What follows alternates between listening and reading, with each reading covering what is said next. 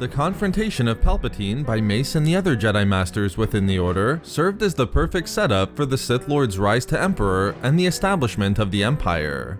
This action was used by Palpatine to bolster the idea of a new Imperial Order, and also justified the complete elimination of the Jedi, who were now deemed traitors. But the confrontation of Palpatine left many questions. How did Palpatine receive his physical deformities? How were the Jedi killed? And what motivated the Jedi to attempt to arrest or even kill the Supreme Chancellor?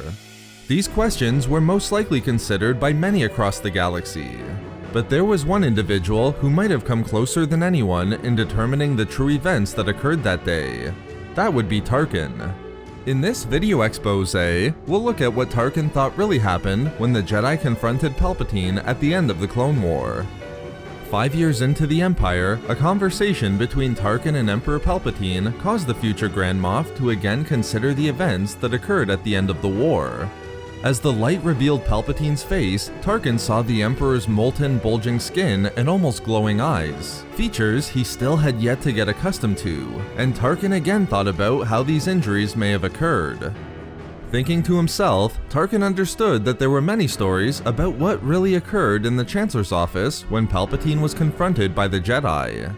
The official story, according to Tarkin, was that members of the Jedi High Council attempted to arrest the Supreme Chancellor, causing a fierce duel to take place.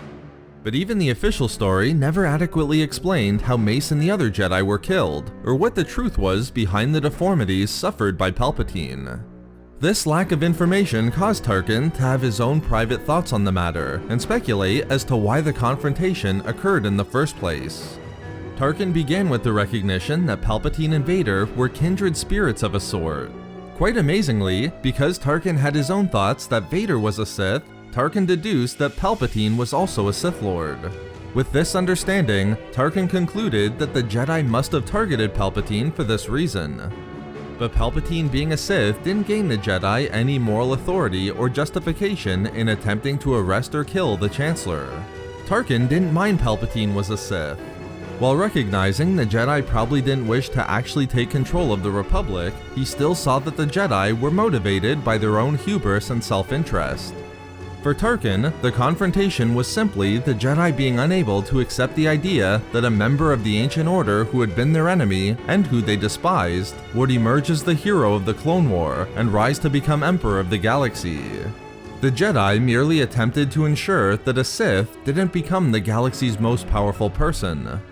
Therefore, Tarkin's true thoughts about the confrontation between Palpatine and the Jedi at the end of the Clone War is exceptionally close to the reality of the situation. It was less about politics and gaining control of the Republic, and really spoke to the ancient rivalry between the Jedi and Sith. Either way, Tarkin was pleased with the results, and the rise of Palpatine to the mantle of Emperor. So there we have it, what Tarkin thought really happened when the Jedi confronted Palpatine. We love making these videos, so why not subscribe for more fun Star Wars theories and discussions? Also, if you enjoyed the video, think about giving a like or leaving a comment. Or perhaps follow us on Twitter at SW Reading Club for updates regarding the channel. Or support the channel through Patreon for access to exclusive rewards and discussions. If not for me, for ancient rivalries.